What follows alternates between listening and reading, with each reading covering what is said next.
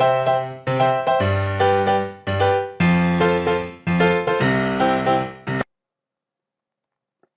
दोस्तों, मेरा नाम है सरबजीत और आप देख रहे हैं एसकेआर लर्निंग पॉइंट।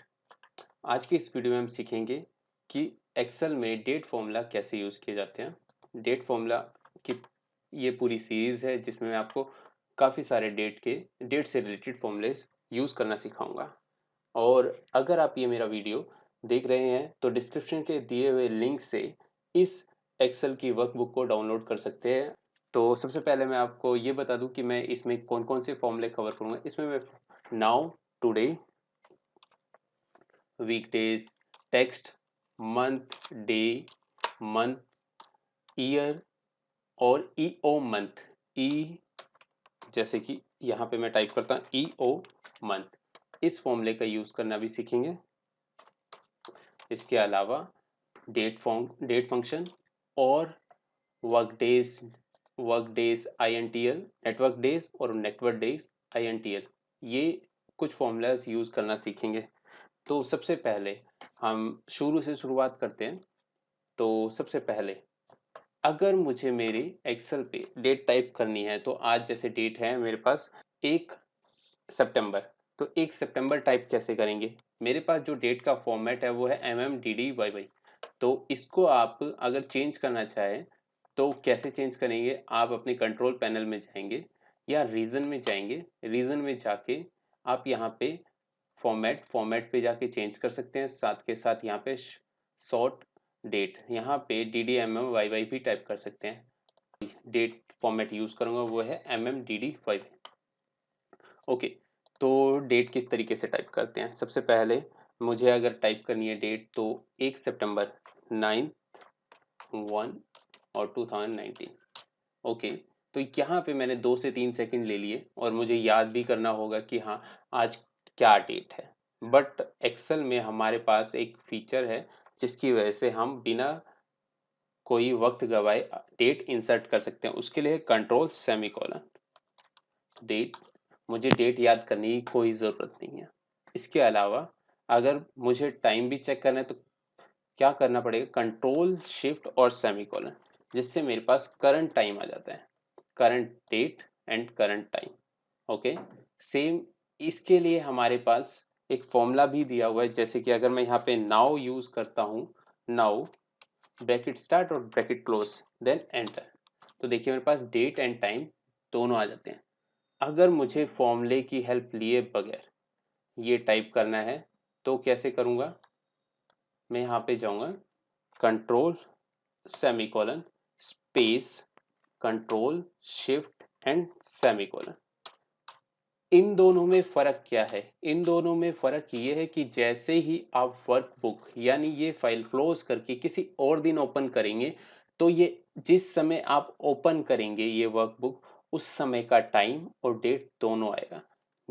इसमें ऐसा नहीं है, ये फिक्स हो चुका है। बट ये फिक्स नहीं हुआ है, जैसे ही आपकी किसी अल्टरनेट डे पे किसी और दिन ये वर्कबुक ओपन होती है या आज ही किसी और टाइम पे ये वर्कबुक ओपन करनी होती है तो टाइम चेंज हो जाएगा, और किसी और दिन होती है तो यहाँ पे डेट चेंज हो जाएगी। तो इसके अलावा यहाँ पे टुडे के केस में भी यही सेम चीज़ होगी। यहाँ पे हम ब्रैकेट स्टार्ट ब्रैकेट क्लोज और एंटर, तो यहाँ पे भी अगर किसी और दिन मैं यहाँ पे वर्कबुक ओपन करता हूँ तो टुडे की डेट नज़र आएगी। तो यहाँ पे उसी दिन की डेट नज़र आएगी जिस दिन ये वर्कबुक ओपन होगी। ठीक है, तो प्लीज़ इस चीज़ का ज़रूर ध्यान रखें कि हाँ अगर आपको ऐसा नहीं करना तो इसको स्पेशल पेज ज़रूर कर लें। इसके बाद आगे बढ़ते हैं, कुछ फॉर्मूले सीखते हैं। अगर मुझे यहाँ पर डेज के नेम लेने हैं, डेज यानी मेरे को चाहिए कि यहाँ पर डे की जगह डेज आए, मंडे ट्यूसडे वेडनेसडे। तो मैं क्या करूँगा, सबसे पहले मैंने यहाँ पे डेट रेफरेंस सेल में ले आया। ओके, देन सेलेक्ट करके कंट्रोल 1 फॉर फॉर्मेट सेल पे जाके यहाँ पे कस्टमाइज पे जाके कस्टमाइज में मैं यहाँ पे 4 टाइम D प्रेस करूँगा और ओके, तो मेरे पास यहाँ पे डेज नेम आ जाते हैं। ठीक है, सेम अगर मुझे किसी फॉर्मूला के थ्रू करने हैं तो उस फॉर्मूला का नाम है टेक्स्ट फॉर्मूला। तो यहाँ पे टेक्स्ट फॉर्मूले का यूज़ करूँगा। टेक्स्ट फॉर्मूला हमारा और भी काफ़ी जगह पे यूज़ होता है। आगे आने वाली वीडियोस में मैं इसके एडवांस यूज़ बताऊंगा आपको, ठीक है। तो टेक्स्ट टेक्स्ट के बाद इसमें डेट सेलेक्ट करेंगे, कौन सी डेट, एंड देन फॉर्मेट। ध्यान रखने वाली बात यह है कि अगर मैं यहाँ पे 2 टाइम डी प्रेस करूँगा और एंटर करूँगा तो यहाँ पे उस महीने का दिन नज़र आएगा कि हाँ इस महीने में ये कौन से दिन, यानी कह सकते हैं कि ओनली डेट, यानी 19, 15, 30 ये हमारी जैसे डेट होती हैं वो दिन नज़र आएगा, उस महीने का कौन सा दिन है। अगर 3 बार मैं डी प्रेस करता हूँ तो यहाँ पे शॉर्ट फॉर्म में वीक डेज आएंगे, और अगर 4 टाइम डी प्रेस करता हूँ तो फुल स्पेलिंग के साथ यहाँ डेज नज़र आएंगे। सेम अगर मुझे मैं डे फॉर्मूले से क्या यूज़ होता है, डे फॉर्मूला जो होता है आपका वो दिन शो करता है कि कौन सा दिन है डे। यहाँ पे सीरीज नंबर, एंटर, एंड मैंने यहाँ पे देखिए डे, यहाँ पे डे कैल निकाल के दे देता है कि कौन सी डेट है, 19, 15, 30 ये हमारी डेट है यहाँ पर, ठीक है। सेम इसी तरीके से अगर मुझे मंथ काउंट करना है यानी मंथ निकालना है तो कैसे, मैं क्या करूँगा, यहाँ पर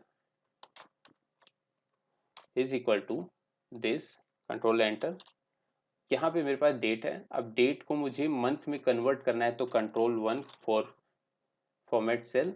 इसके बाद मैं यहाँ पे जाऊँगा और 4 टाइम एम प्रेस कर दूंगा और ओके, यहाँ पे मंथ नेम आ जाते हैं, ठीक है। सेम इसी तरीके से अगर मुझे टेक्स्ट फॉर्मूला के थ्रू मंथ लेके आना है यानी किसी फॉर्मूला के थ्रू, तो मैं यहाँ पे क्या करूँगा, यहाँ पर सबको सेलेक्ट कर लेते हैं एक बार, ठीक है, और मैं रेफरेंस टेक्स्ट, ओके, यहाँ पे रेफरेंस यानी किस डेट को मुझे मंथ में कन्वर्ट करना है, कॉमा, इन्वर्टेड कॉमास यानी एक्सटेंशन में मुझे क्या देना पड़ेगा, 4 टाइम एम। अगर मैं 2 टाइम एम देता हूँ तो देखिए क्या होता है, तो देखिए 2 टाइम एम प्रेस करने पे मुझे यहाँ पे मंथ का नंबर नज़र आता है। सेम अगर इसी तरीके से मैं यहाँ 3 टाइम प्रेस करता हूँ एम तो मुझे क्या नज़र आएगा, शॉर्ट फॉर्म में मंथ नेम। और अगर मैं 4 टाइम प्रेस करता हूँ तो मुझे नज़र आएगा फुल स्पेलिंग ऑफ मंथ, ठीक है, जुलाई, मार्च, फेब, नवंबर। सेम इसी तरीके से अगर मुझे यहाँ पे मंथ नंबर चाहिए तो मैं मंथ का फॉर्मूला यूज़ करूँगा, मंथ सीरीज नंबर, मैं यहाँ पे सेलेक्ट कर लेता हूँ पहले month, then select, control enter. तो देखिए यहाँ पे मंथ नंबर नज़र आ गया, जैसे कि यहाँ पे मार्च चल रहा है तो 3, फेब चल रहा है तो 2, ओके। ईयर के लिए मुझे यहाँ पे ईयर का फॉर्मूला, ईयर का जो सिंटेक्स है वो बड़ा बाकी फॉर्मूलाज की तरह सिंपल ही है, ईयर, ठीक है। तो यहाँ पे मैंने एंटर, एंटर के बाद ये सिर्फ मुझे क्या देगा, ईयर का नंबर, यानी कौन सा ईयर है ये है 1999, तो यहाँ पे 1999 ही टाइप होगा, ठीक है। और आगे बढ़ते हैं, ये जो फॉर्मूले हैं ये बहुत यूजफुल फॉर्मूले हैं जिसमें हम कैसे हम last day of month, last day of month, last date of month कह सकते हैं इसको, लास्ट डेट ऑफ मंथ यहाँ पे कैसे कैलकुलेट करते हैं। तो इसके लिए जो हमारा फॉर्मूला होता है वो है ई ओ मंथ, ई ओ मंथ, स्टार्ट डेट, इसका सिंटेक्स है स्टार्ट डेट देन मंथ। अगर मुझे सेम मंथ की लास्ट डेट चाहिए तो मुझे यहाँ पे 0 प्रेस करना होगा, ठीक है, और ब्रैकेट क्लोज। तो देखिए मुझे ये last date of month calculate करके दे रहा है। यहाँ पे देखिए अगर आपको पता है कि हाँ 1999 में, आपको पता करना 1999 में फेब की लास्ट डेट क्या थी और 2000 की क्या लास्ट डेट थी, तो ये अपने आप ही कैलकुलेट कर लेगा, ठीक है। सेम एक चीज़ और, अगर मुझे ये कैलकुलेट करना है कि नेक्स्ट मंथ की फर्स्ट डेट किस तरीके से निकालूं, नेक्स्ट मंथ की फर्स्ट डेट किस तरीके से यहाँ आएगी, क्योंकि मेरे पास यहाँ डिफरेंट डिफरेंट डेट है। तो नेक्स्ट मंथ की फर्स्ट डेट कैसे कैलकुलेट करूँ, तो अगेन ई ओ मंथ स्टार्ट डेट, ओके ठीक है। इसके बाद मंथ कैसे, मंथ अगर मुझे नेक्स्ट मंथ की फर्स्ट डेट निकालनी है तो यहाँ पे मुझे सेम मंथ का एंड निकालना पड़ेगा। तो सेम मंथ का एंड निकालने के बाद यहाँ पे मैं +1 फॉर नेक्स्ट डे, ओके। तो यहाँ पे एंटर, और आप देखेंगे कि यहाँ पे उस नेक्स्ट मंथ की फर्स्ट डेट आ जाती है, जैसे मार्च के बाद अप्रैल की फर्स्ट डेट, ठीक है, और यहाँ पे फेब के बाद 1 मार्च। सेम इसी तरीके से सारी की सारी डेट कैलकुलेट कर लें। अगर आप फॉर्मूला देखना चाहते हैं तो यह फॉर्मूला टेक्स्ट, ओके, मैंने यहाँ पे जो फॉर्मूला यूज किया है वो ये है, ठीक है। सेम इसी तरह आगे बढ़ते हैं, हम सीखेंगे इसमें डेट किस तरीके से निकालते हैं। सपोज आपके पास ईयर अलग है, मंथ अलग है और डे अलग है, तो अगर आपको इसको कंबाइन करके डेट में कन्वर्ट करना है तो इसके लिए डेट फंक्शन यूज करेंगे। सबसे पहले ये सिंटेक्स में पूछ रहा है ईयर, इसके बाद मंथ देन डे, ओके। तो यहाँ पे मेरे पास ये डेट शो कर देता है, ठीक है। इसके अलावा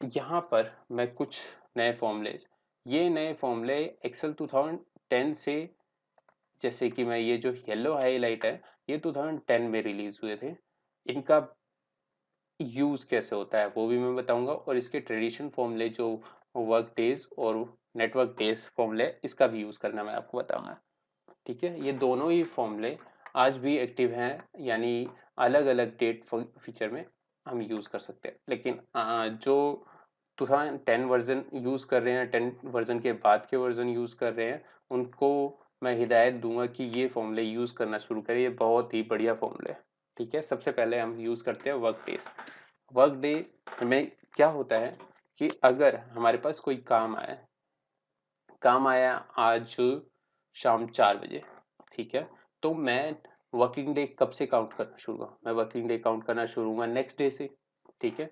तो नेक्स्ट डे से मेरे पास 5वें दिन बाद क्या तारीख होगी मुझे ये काउंट करना है, ठीक है, यानी 5 दिन की डेडलाइन है, तो 5वें दिन मेरे पास क्या डेट होगी। तो यहाँ पे मैं वर्किंग डेज का फॉर्मूला लगा, तो work days start date days, okay. इसके बाद मेरे पास डे कितने हैं, 5, ठीक है। अब एक चीज ध्यान रखने वाली बात यह है कि ये सिर्फ वर्किंग डे काउंट करता है, यानी मंडे टू फ्राइडे काउंट करता है, ठीक है। सेम इसी तरीके से अगर हमें सिर्फ संडे हॉलीडे मिलता है तो ये सिखाऊंगा मैं नेक्स्ट फॉर्मूला में, ठीक है। तो ये क्वेश्चन अपने दिमाग में रखना कि अगर मुझे सिर्फ संडे काउंट करना हो तो, ठीक है, इसके लिए हम यूज करते हैं वर्किंग डे INTL, ठीक है। लेकिन अभी हम किस पे हैं, वर्क डेज फॉर्मूला पे।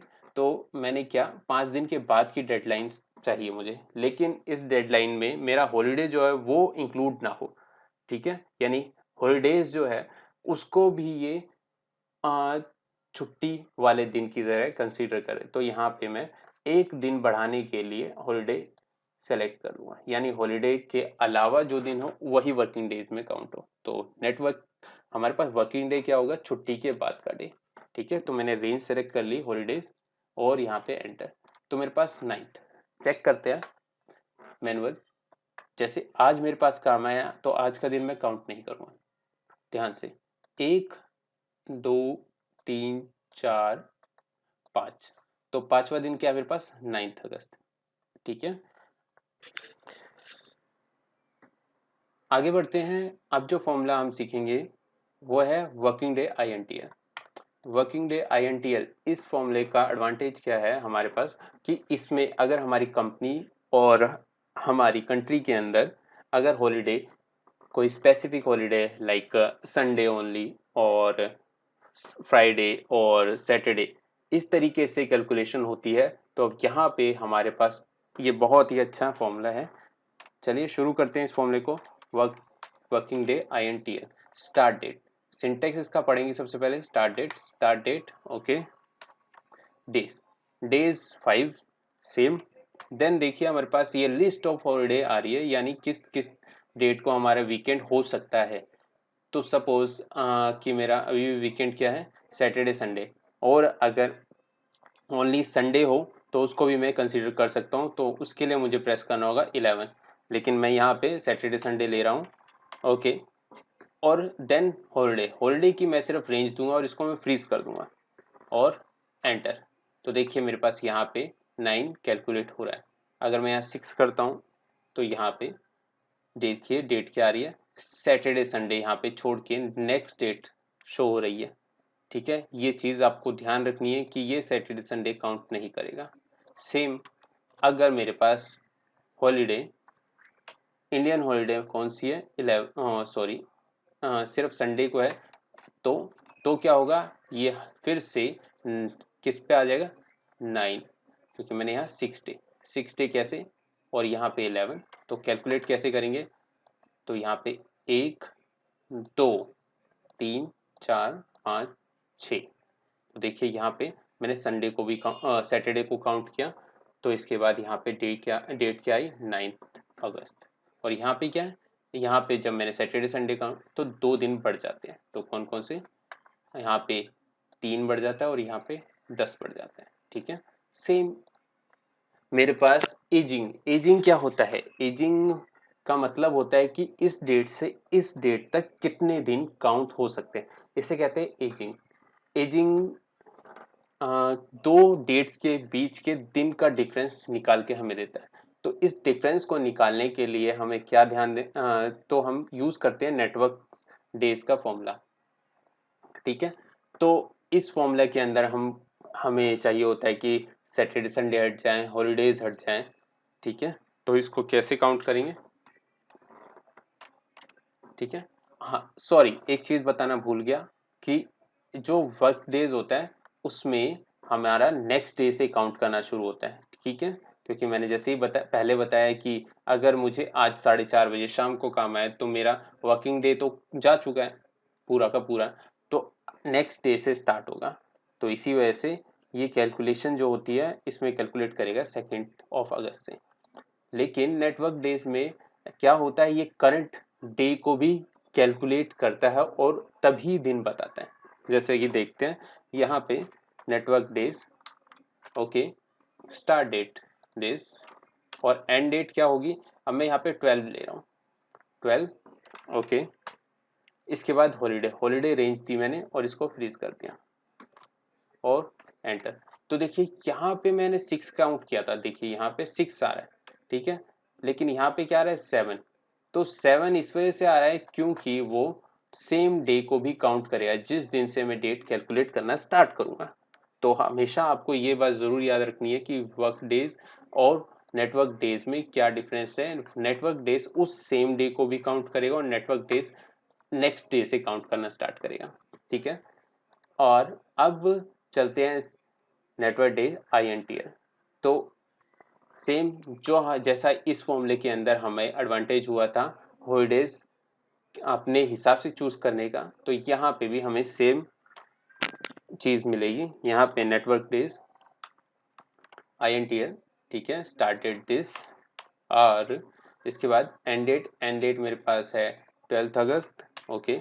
इसके बाद डेट में यहाँ पे जो हॉलीडे लूँगा तो वो सैटरडे संडे, तो यहाँ पे 1, और इसके बाद मैं रेंज दूंगा किसकी, यहाँ पे हॉलीडेज की, फिक्स एंटर। तो ये देखिए 7 डेज सेम काउंट कर रहा है। लेकिन अगर मैं यहाँ पर सिर्फ संडे की हॉलीडे लेता हूँ और 11 प्रेस कर, 11 for only Sunday, enter press किया, तो देखिए मेरे पास 9 वर्किंग डे काउंट करेगा, कहाँ से कहाँ तक, 1 से 12 तारीख तक। ठीक है, चेक करते हैं, 1 2 3 4 5 6 7, और ये 7 के बाद होता है 8। एक बार दोबारा से काउंट करते हैं, 1 2 3 4 5 6 7, 7, 8 और एक ये 9। ठीक है, तो यहाँ तक 12 तारीख तक 9 दिन काउंट करते हैं। ठीक है, तो आशा करता हूँ आपको मेरा वीडियो पसंद आया होगा, और पसंद आया तो प्लीज़ मेरे चैनल को सब्सक्राइब करें, और अगर आप ये वीडियो फेसबुक पे देख रहे हैं तो प्लीज़ मेरे पेज को लाइक करना ना भूलें। और अगर आप किसी विषय पे वीडियो चाहते हैं तो प्लीज़ मुझे कमेंट ज़रूर करें। Thank you so much.